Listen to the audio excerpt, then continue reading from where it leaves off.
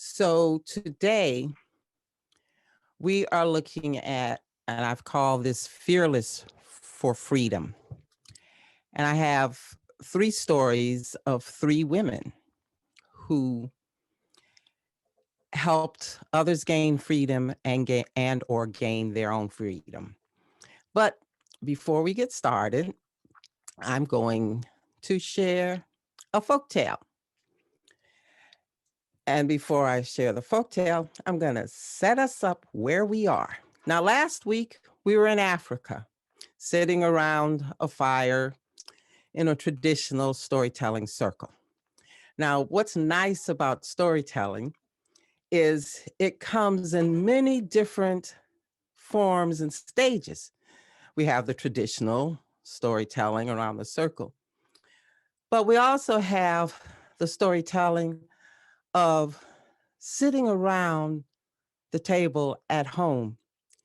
And this time for today, we're going to be taking ourselves back to the early 1900s.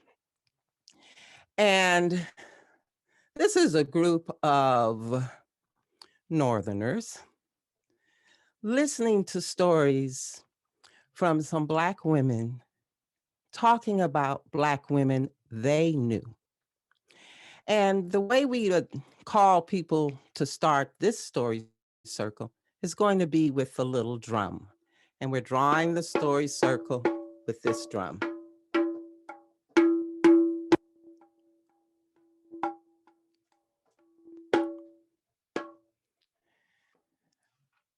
Now, it is said that once the Africans could fly, that they had the power to lift their arms and their bodies in the air and fly where they wanted to. But due to many of their transgressions, they lost that power. But some were to remember it. Now, off the South Carolina Sea Islands, there was a master who was known for his meanness. Not only was he mean, he didn't care at all about his slaves. He literally worked them to death. And when they were finished, he'd get new ones. And one day, when he had depleted most of his slaves, he got a new group of fresh Africans, literally just come in from Africa. They didn't speak any English. And they were out in the field picking cotton. Among them was a young new mother. She had just given birth to her first child, and she should not have been on the field. But this master didn't care, nor the driver. They sent her out into that field beneath the hot sun, picking cotton. And she had her newborn baby on her back. And the baby started to cry. So the mother tried to comfort her and pulled out her breast so the baby could eat. And she was doing her best, but it was hot and she was weak and she stumbled and fell and the baby was crying. But the driver came with his lash and he just whipped her on the back and whipped her and whipped her until she slowly and painfully stood up. And she looked up at this tall old man and she said, "Dad, now?" And he shook his head and said, "No, wait, daughter." And so she continued, as the other people, working in that hot sun. And everyone was working hard. But soon she fell again. And that driver came and hit her and hit her. And slowly she stood up. And this time, when she looked at the tall man who was the oldest of them all. And she said, "Now, Father." And he nodded his head and lifted his arms, and she stood up, and she kept standing up and up, and her feet lifted off the ground, and she kept going up and up and up until she was above the trees and above the houses and stretched out, flying from that field like a bird. Now, the driver and the overseer were just so surprised they didn't know.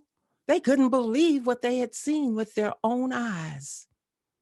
So they just turned around and started making the other workers work harder since they'd lost one person. And they were working hard, but it was hot and the sun was on their backs. And one man fell down. And the driver was coming over there with him with his whip. And that man looked up at that old man. And the old man said some words the driver nor the overseer understood. But as he said those words, that man who was on the ground lifted himself up, and he stood up, and he lifted his arms up, and his feet went up, and he went up and stretched out over the trees and over the buildings and flew away. And then another man fell, and he too looked at that old man, and he too listened to the words and lifted up and flew away. And by this time, even the owner had seen that it was indeed that tall old man who was saying words that got these people to lift up into the heavens. And he said, "Get that old man." And the driver and the overseer and the owner ran toward the old man. And the owner tore off a picket from the fence. But by then, the old man was standing in the field, and he started chanting some words that none of the people, the owner, the overseer, they didn't understand what he was saying.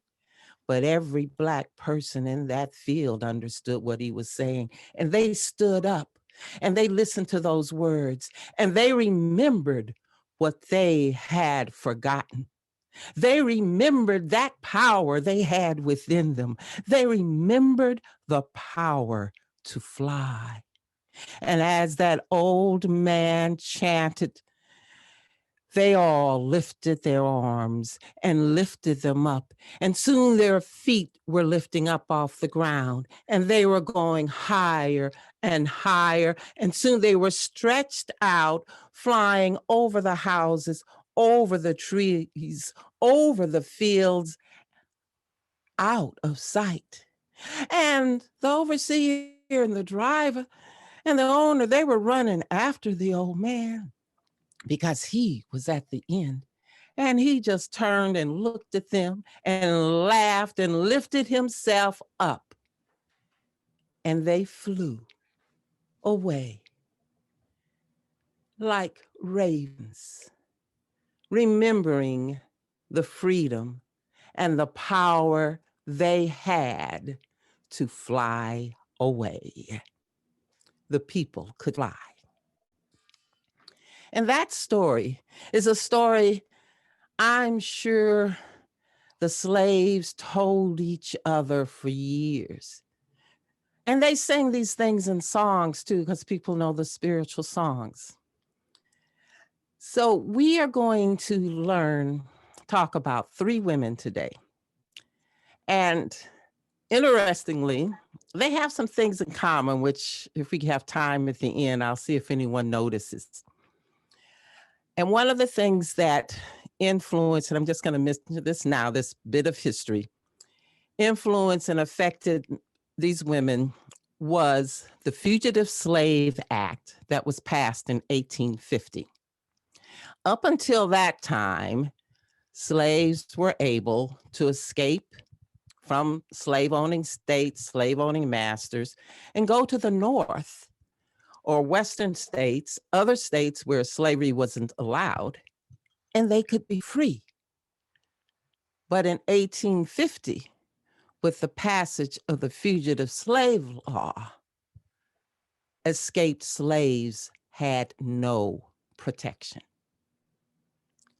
And this was the beginning and the adding to the oppression and the problem of slavery, which led to the Civil War.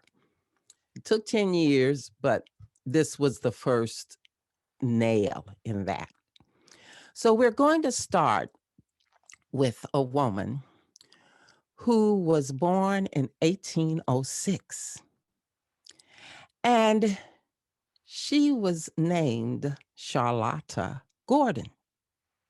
Gordon was the name of her owners.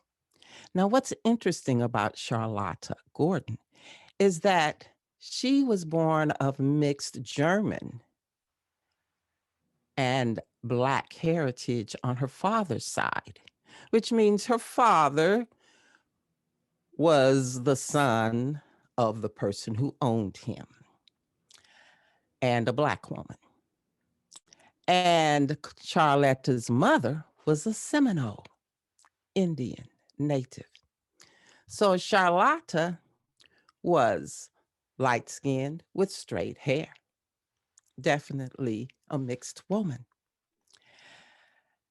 Now, her owners were Wesleyan Methodist. And even though they owned slaves, they were actually nice to Miss Gordon. And she had a good life. And when she wanted to get married to this handsome man she met named Harry McHenry Piles, she was able to marry him. Now, Harry was the son of his owner and a light-skinned maid. Harry had blue eyes and fair skin. And his father loved him enough to train him in harness and shoe mending. So Harry was actually living like a free man because he was able to support his family. And he supported his family so well, he had 12 children. And it's not quite explained the relationship of how Miss Gordon influenced the family, but when her father died, he left the Piles family to Miss Gordon so she could free them because he had sons, but the sons weren't of the mind to free people. In 1853, now this is 3 years after the Fugitive Slave Law, Miss Gordon decides she's going to free the Piles family. But in order to do that, she knows she has to take them out of the state. And as she's preparing to do this, one of the sons is kidnapped and sold by her brothers. Now, this son was tall, light complexion, with blue eyes like his father and straight brown hair. But he was sold to a slave owner, a slave driver in Mississippi, and never heard of before again. And you have to think and wonder, what was it like for him, who had been living with people who treated him nicely? Was he treated better because he looked more light-skinned and had blue eyes? Or did they put him out in the fields? The Piles never knew because they never saw him again. So in order to protect the rest of the Piles family, Ms. Gordon had to put them in jail for protection from her brothers while she filed suit in the courts to be able to ensure she got the papers to allow them to have their freedom. So it's interesting, the whole legal maneuverings that also went on. But she was able to get the papers and prepared for taking this large family north. Because when they got ready to set out, they had 11 children of Charlotta and her husband, plus their 2 oldest daughters had a total of 5 children between them. Their husbands weren't able to come because they belonged to other owners and the Piles didn't have the money to pay for them. But finally, they all had it out. They had one of those large called schooner wagons, those long wagons that kind of look like a bonnet on the end. And the people rode in that. They had extra horses, they had food. They got on a side wheel boat going down the Ohio River from Cincinnati to St. Louis. When they got to St. Louis, they were getting on another boat, and the pilot had charged the owner $100, Miss Gordon $100, and she paid him that. Then when they get in the middle of the trip, he threatens to tell authorities that they have escaped slaves if she doesn't give him $50 more. And even though she knew they weren't escaped and that she had freed them, she didn't have all of her papers with her. She knew the nature of what was happening with the fugitive slave law. So she paid them.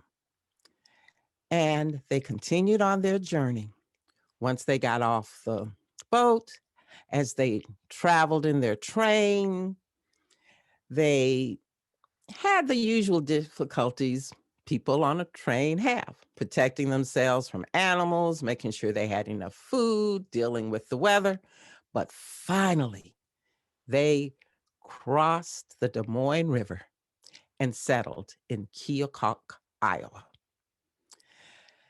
And that's where Mr. Piles built a home. He and the oldest son began working, but still it was a great strain on the family. I mean, there's like 15, 16 people, especially half of them are kids, children. So Charlotta thought and decided it was time to try and get her daughter's husbands freed. So she wrote the owners of the husbands and found out she would have to get $3,000 to pay for both of these men. She was undeterred. She decided she would raise that money. And how did she do it? She went to some of the white people she knew and told them she wanted to speak out about the problems of slavery and to be able to earn money to unite her family. And she began speaking. Now, Charlotta had never spoken before. She hadn't been educated, but she knew what she wanted. And soon she began traveling along the East Coast, giving talks to people, Pennsylvania, Quaker families. And she was even invited to speak at Old Penn Hall, where the Liberty Bell is. And she went on up all the way up the East Coast, from New York, further up. And she spoke with William Lloyd Garrison, Harriet Beecher Stowe, and met Frederick Douglass. And as time went on, she became friends with Lucretia Mott, Susan B. Anthony. So that means she also got involved in the suffragette movement. And it was hard with her traveling all those miles, but she earned the money and got, though, her son-in-law's freedom. And she was actually pretty lucky, and this was pretty easy compared to some people, that these owners actually agreed and kept the agreement to free these men. But after she had gotten her son-in-laws freed, she continued to help escaping slaves coming from Kentucky, Tennessee, Missouri. They found a welcome place. Her home became one of those stops under the Underground Railroad. And particularly in southern Iowa, it was important because the people in Missouri, they would cross over in a minute to get escaping slaves out of Iowa. And they did it many times. That's why what Ms. Piles did was so welcome and so helpful to so many. And they saying that she used to sing a song that the slaves used to sing. Oh, fare you well, Kentucky. You're not the place for me. I'm on my way to Canada, where colored men are free.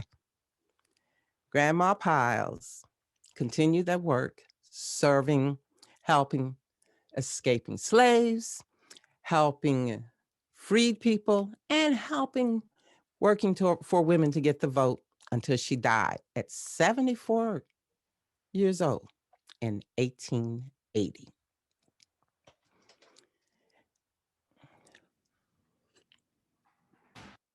Now, I have another story of another woman.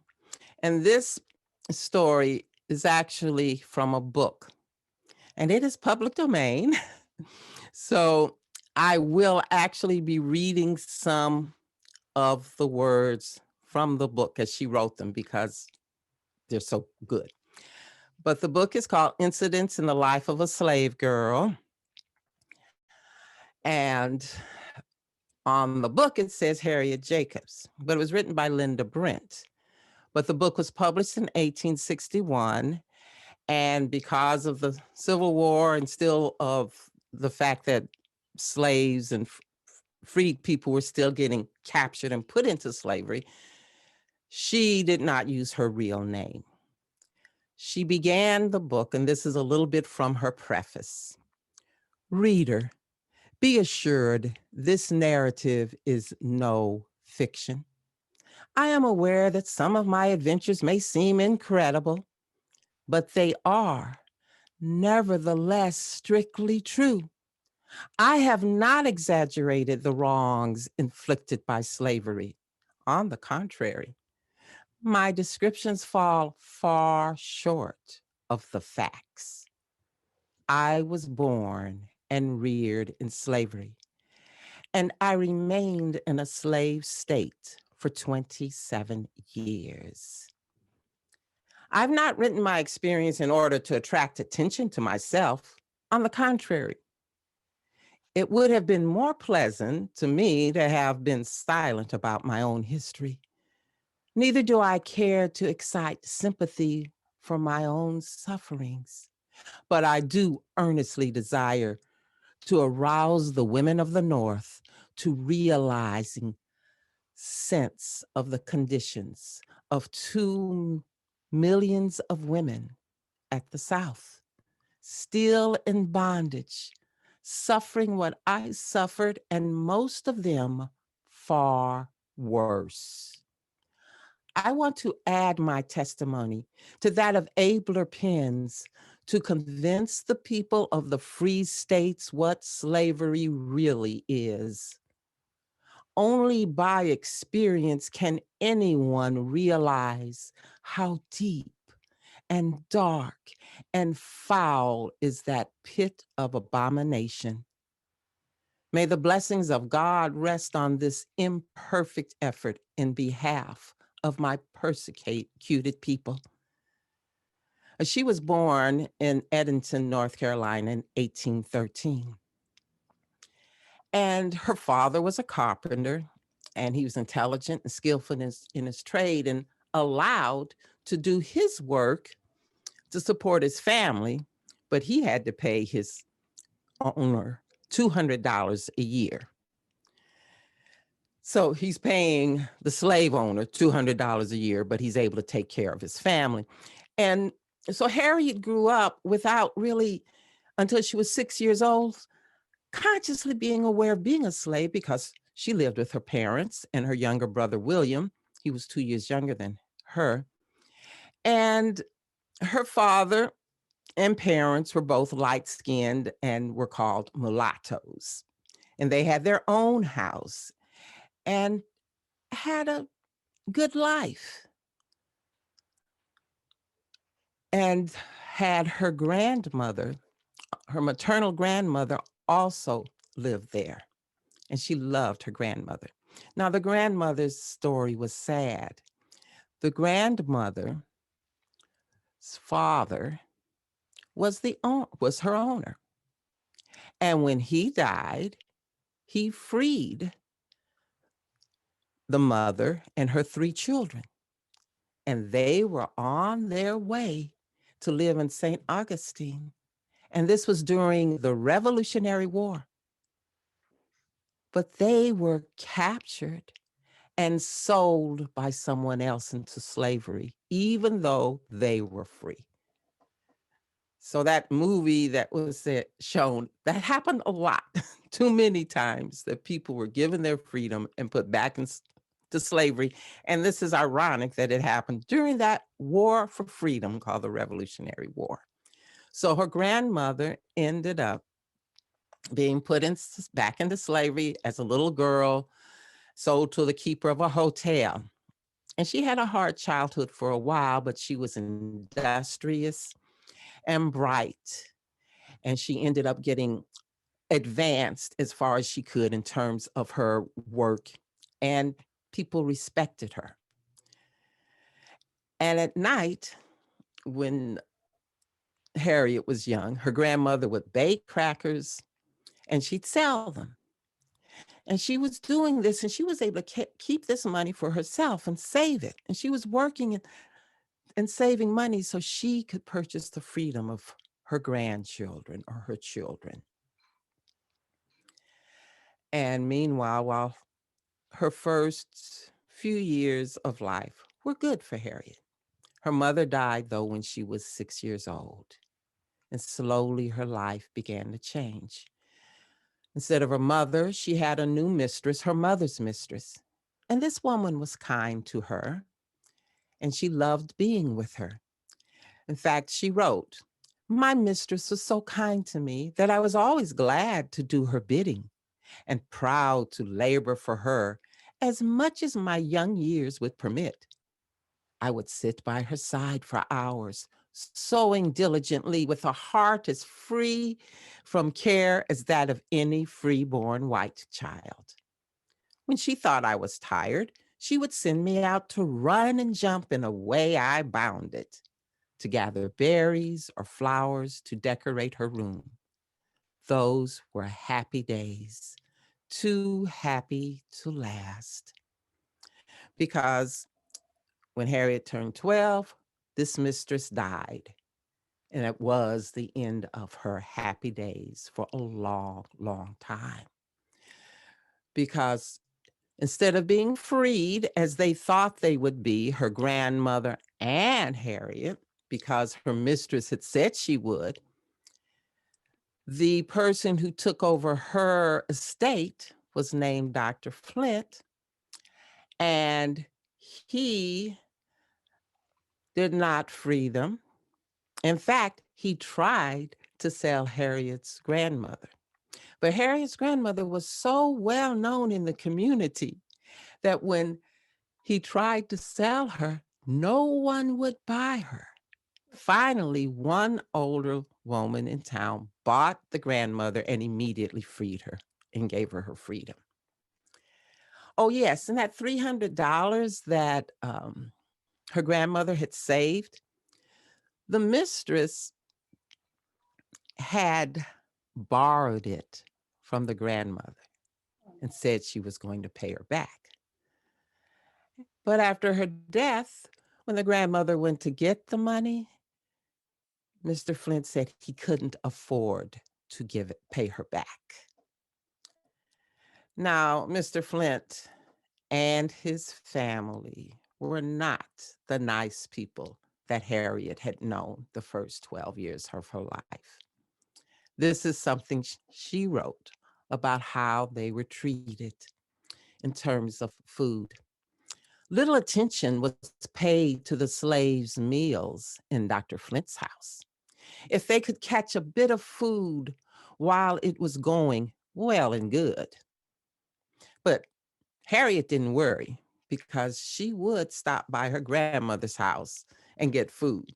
And sometimes her grandmother had to stand at the door, Harriet get the food and run on and eat it to avoid getting criticized or punished by Mr. Evans, Dr. Evans, or his wife.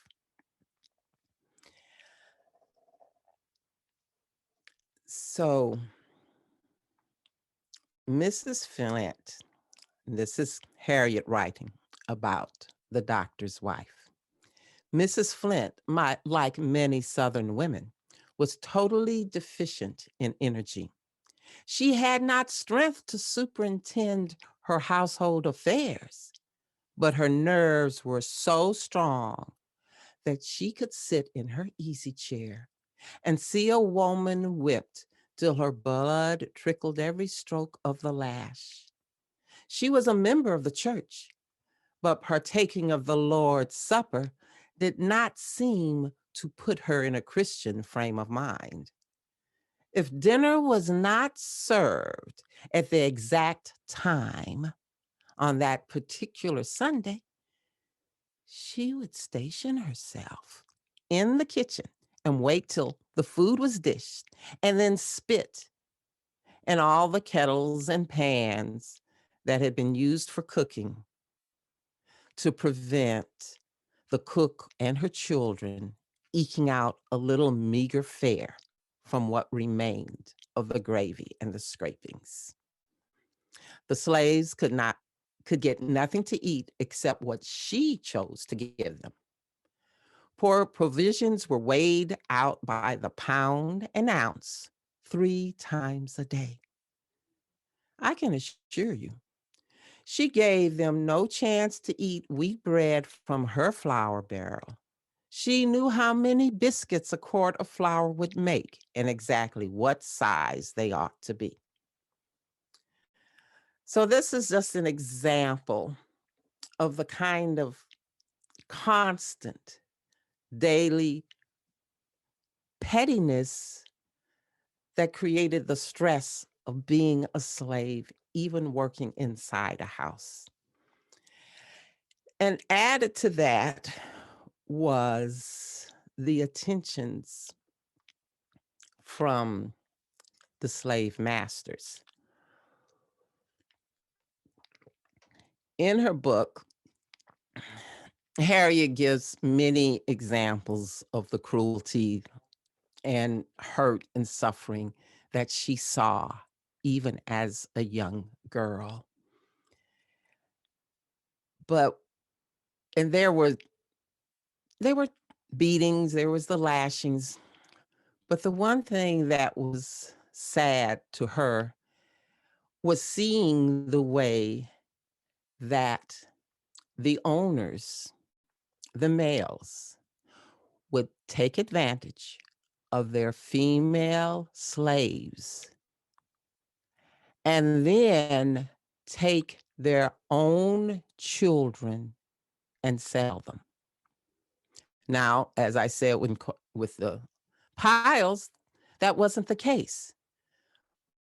That was an unusual case because the usual case was that depending upon the nature of the man and his wife's relationship, the slaves were either sold, treated badly, or killed. Harriet tells a story of a man who gets beaten. And she finds out the reason the man had gotten beaten was because he was arguing with his wife about her newborn baby, which was light skinned, and both of them were dark skinned. And Harriet says her owner himself was the father of 11 slaves, but no one would talk about them. And she tells of seeing a young girl, well, who had been, she says, I once saw a young slave girl dying soon after the birth of a child nearly white. In her agony, she cried out, "Oh Lord, come and take me." Her mistress stood by and mocked at her like an incarnate fiend. "You suffer, do you? I'm glad of it. You deserve it all and more too." The girl's mother stood there sad and said, "The baby's dead, thank God." and I hope my poor child will soon be in heaven. This was a level of the abuse, the contradictions of slavery that still is at the root of a lot of the problems because we are all related. But can you imagine what it would be like if you had someone in your family, your half brother, who'd been sold to slavery or put in jail because his mother was different? And of course, the way it worked was women in the United States had no, in that country had no power. It was a total patriarchy, except when it came to slave women and slave children. They did not be counted under their fathers, but under their mothers. If the mother was a slave, the child was a slave because some of those fathers were their own owners. Now, they hired, she called, explains about hiring day was on January, the 1st of January after Christmas, when they would get new slaves, and people had no idea what would happen, and many families would be divided. On one of those sale days, I saw a mother lead 7 children to the auction block. She knew that some of them would be taken from her, but they took all. And that happened over and over and over again. And on one of those nights, when Harriet had returned to her grandmother, her uncle, named Benjamin, came and let her know that he was escaping. She didn't want him to go, but he convinced her he needed to do it. And even though he was caught once, he escaped again and he never returned south. And that was the first inspiration for Harriet, because soon Harriet turned 15. Her childhood was over. Her innocence was over because Mr. Flint began to talk to her. My master began to whisper foul words in my ear. Young as I was, I could not remain ignorant of their import. I tried to treat them with indifference or contempt, but he was my master. I was compelled to live under the same roof with him. He told me I was his property, that I must be subject to his will in all things. My soul revolted against the mean tyranny, but where could I turn for protection? No matter where the slave girl be, as black as ebony or as fair as her mistress, in either case, there is no shadow of law to protect her from insult, from violence, or even from death. All these are inflicted by fiends who bear the shape of men. The mistress who ought to protect the helpless victim has no other feelings toward her but those of jealousy and rage. The degradation, the wrongs, the vices that grow out of slavery are more than I can describe.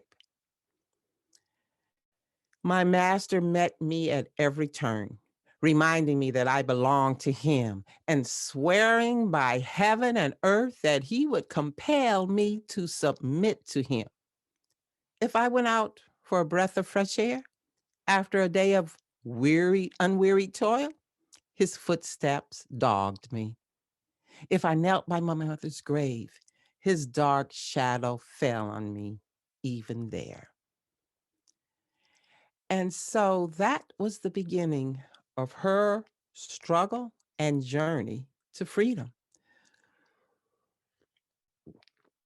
Because She had been raised by her grandmother to have certain values. And Mr. Flint he was old enough to be older than her father. And most of the book, she talks about the how he continues to literally follow her and push her, but he doesn't touch her. But he's because he wants her to agree, primarily out of fear of her grandmother. What ends up happening, two things happen. First, Harriet meets a free Black man who has interest in her, and he wants to buy her and marry her. But Mr. Flint totally refuses it and threatens the Black man's life. And Harriet, when she reflects, says it would not be good because he was a free and intelligent man. But if they were to marry, their children would be slaves because she was a slave. Then, so after that fails, Flint continues to follow and try to urge her to be with him. First, he tries to set up an arrangement where one of his children was going to sleep in his bedroom, and he wanted the servant, Harriet, to sleep in there. But his wife heard about it and totally nixed that. Finally, Harriet meets a white man who is single, who is attracted to her, and he knew her grandmother. And she writes, he knew my grandmother and often spoke to me on the street.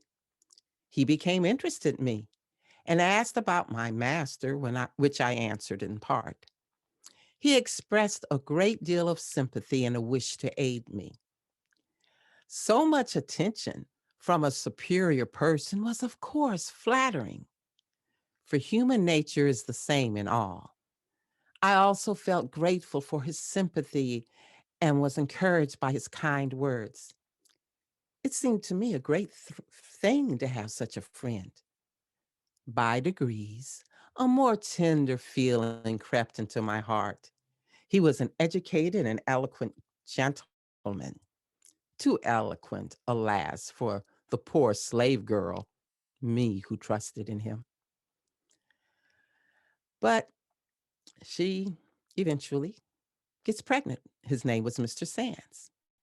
And when she tells Mr. Flint, he's very angry and he tells her she shouldn't see Sands again. But she does, and she has another child from him, a little girl. And over time, finally, she tires of the constant threats and harassment from Flint, who now threatens to sell her children or to hurt them. And the most violent he gets with her once is slapping her, and he throws her son across the room one time. So finally, through the help of Mr. Sands and her uncles and brothers and her grandmother, Harriet escapes from the Flint home. And he thinks she goes to New York. And this is the description of what she endured and how close she was. A small shed had been added to my grandmother's house years ago. Some boards were laid across the joists at the top, and between these boards and the roof was a very small garret, never occupied by anything but rats and mice. It was a bent roof covered with nothing but shingles. The garret was only 9 feet long and 7 wide. The highest point was 3 feet high and sloped down abruptly to the loose board floor. There was no admission for either light or air. My Uncle Philip, who was a great carpenter, had very skillfully made a concealed trap door. And this is where they took Harriet. A bed was spread on the floor. I could sleep quite comfortably on one side, but the slope was so sudden that I could not turn to my other without hitting the roof. The rats and mice ran over my bed, but I was weary. And she slept well that first night. And when she first was there was no window where there was nothing. She could hear her children outside, but she couldn't see anything. But she found a gimlet that had been left there, which enabled her to actually cut an inch square hole, which gave her more air and allowed her to see her children and others as they walked through the street. And that sustained her.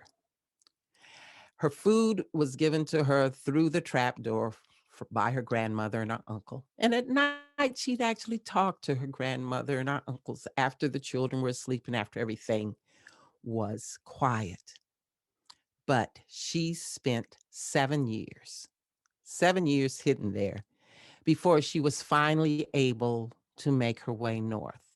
And she did that after both of her children had been taken by their father and her uncle. And she got north through the help of Mr. Sands and her uncle. But even once she got north, the Flints pursued her. She went to England and came back. And the 5-year-old girl had now grown, who had been her mistress, and she came looking for Harriet. And by that time, Harriet was working for a woman named Mrs. Bruce. And Mrs. Bruce bought Harriet. Now, Harriet had not wanted to get sold. And she wrote, I had objected to having my freedom bought, yet I must confess that when it was done, I felt as if a heavy load had been lifted from my weary shoulders. When I rode home in the cars, I was no longer afraid to unveil my face and look at people as they passed, because now she knew no one could take her back to the Flints. And she lived a long life and was able to get her children back. And now are there any questions? Hers is a long story. It's a 300-page book. So I wanted to share some of her writing because it's so expressive. But now is the time, if anyone had any questions, you could raise your hand. Or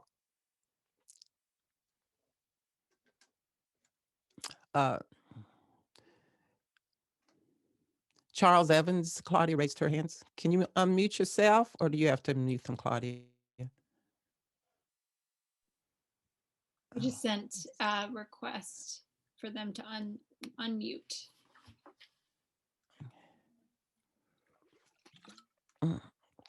Okay. Nancy, you're unmuted. We can't hear you. Go ahead. Okay. I'm right. Is Claudia supposed to go now? No, we were going to, if this was questions, if you had any questions. Well, I do. I'm wondering. Okay. Did her brother or Mr. Sands, did anyone ever buy her from the last woman who owned her? Or was she? Yes. Her own, well, the Flints would not sell her. Dr. Flint would never sell her while he was alive. Right. She was the Mrs. Bruce. It wasn't until after she had escaped. And after she had escaped, even when she was hiding, she had people sending letters from New York to make them think she was in New York. Oh, when she was still there living at her grandmother. So, but Dr. Flint, people had tried to buy her. Dr. Flint would not let anybody buy her. He wouldn't sell her. And the woman, when she's finally sold, she is sold to Dr. Flint's daughter, who was originally her owner. But when she became Harriet's owner, she was 5 years old. The daughter was. So she grew up and she pursued Harriet after Dr. Flint had died.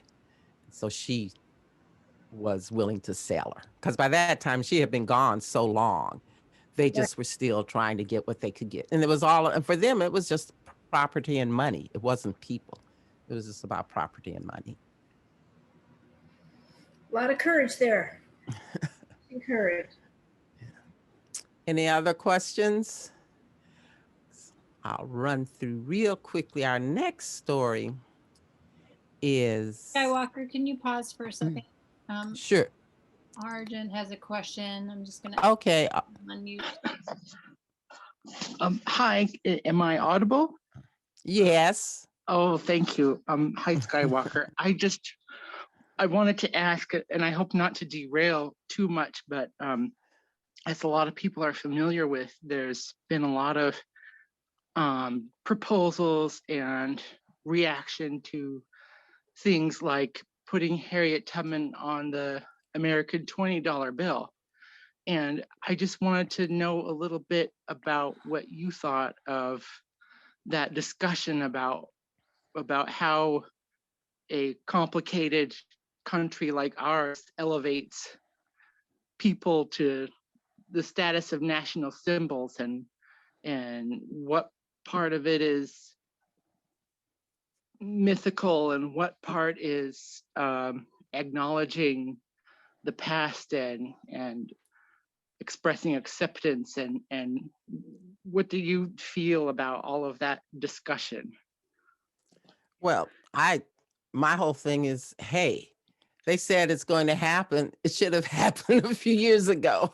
I was happy that it had been approved. The reason I'm telling these stories because she is a symbol of thousands of stories that need to be told. She's just one woman. And it's important actually because this country would not be where it is if it was not for the free labor of Black people. And a lot of it has to do with, a lot of it was men in terms of building things, but the women were out in those fields too. And the other thing is Black women, the blood, the intermixture of our bloods is so deep from slavery. And it's really important for us to recognize the commonalities that we have and the fact that if we start dealing with our ancestors, I've been going through a process of ancestral healing. I went through it myself. I've done it with a group of Black people. And I'm seeing, and the more I think about it, it's really important for us to deal with healing ourselves and our ancestors because Black or white, and obviously, and what's interesting about these three women whose stories I'm telling you, and I'll talk a little bit about Frances Ellen Watkins, all three of these women were mixed women. They had white blood, and just like me. And the thing is, and the thing I've noticed about American history is that white Americans love dark-skinned Black women quicker than they do light-skinned women. And that's a historic thing, which is another discussion. But what's interesting when you look at things and you look at people who have gotten praised a lot, and all of these women were doing pretty much what Harriet Tubman did, just not out in the fields. Charlotte was out there helping people, and there's lots of other women. And so I think it's a great thing that Americans are beginning to acknowledge we're a multiracial, multicultural, multi-ethnic country. And that's why however there's any kind of acknowledgement, I mean, people can argue as much as they want, but if you look at our money is kind of ugly anyhow. We need to get some new faces and new colors. When you look at money from other countries, so I think it's a great thing. I think it's just one good step, but it's not, it's one good step. It's a symbolic step. Okay. And we only got Thank 2 you. minutes, so you're welcome. I'm just gonna talk real quickly about the last lady I was gonna talk about is named Frances Ellen Watkins. Frances Watkins was an orphan. Her mother died when she was young, but she was free. She was born in Baltimore, Maryland, and she was free. But when had to begin working when she was 13 years old, and she was working for a woman. And when she wasn't working, Frances would write. And the woman she was working for noticed that Frances liked to write and would give her books to read. And when she wrote a book of poetry when she was 25 called Autumn Leaves, which got some press, good and negative.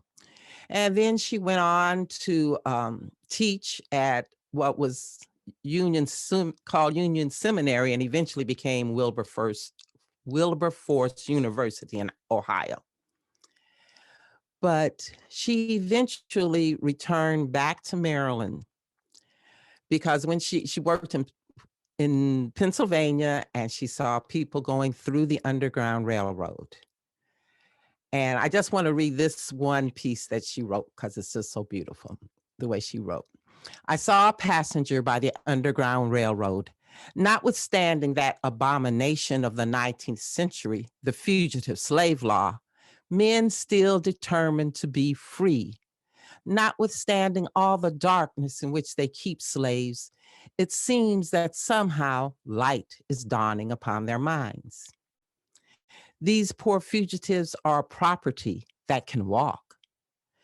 Just to think that from the rainbow-crowned Niagara to the swollen waters of the Mexican Gulf, from the restless murmur of the Atlantic to the ceaseless roar of the Pacific, the poor, half-starved, flying fugitive has no resting place for the sole of his feet. And she has a poetry to her writing, and she talks about a case of a woman who was trying to escape slavery and gets caught. And one of her children had been killed by the mother. But instead of her and so a trial was held. But because she was an escaping slave, the courts found that the fugitive slave law preceded the murder case.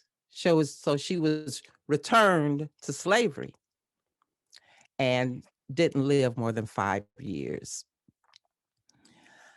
So these were the things that Frances Harper wrote about.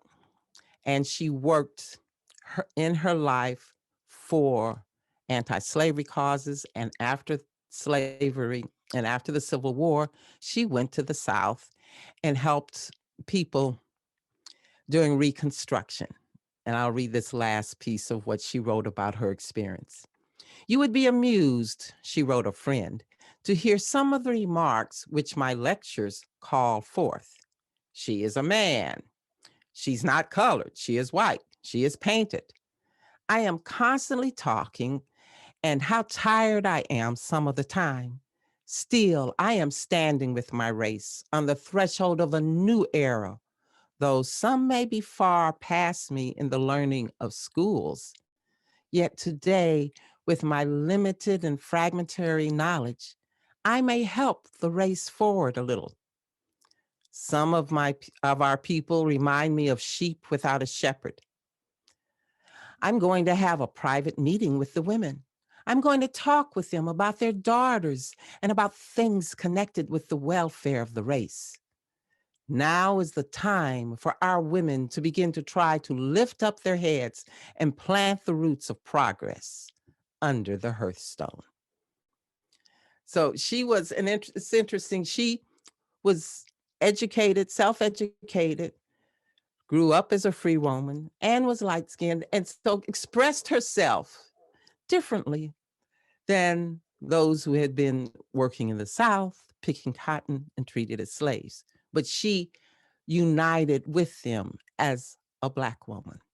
And not only did she write in nonfiction and write about race, she wrote creative fiction, and she was the first Black woman to write a novel, and it was called Iola Leroy, The Shadows Uplifted. And she lived into her late 70s and died in 1900.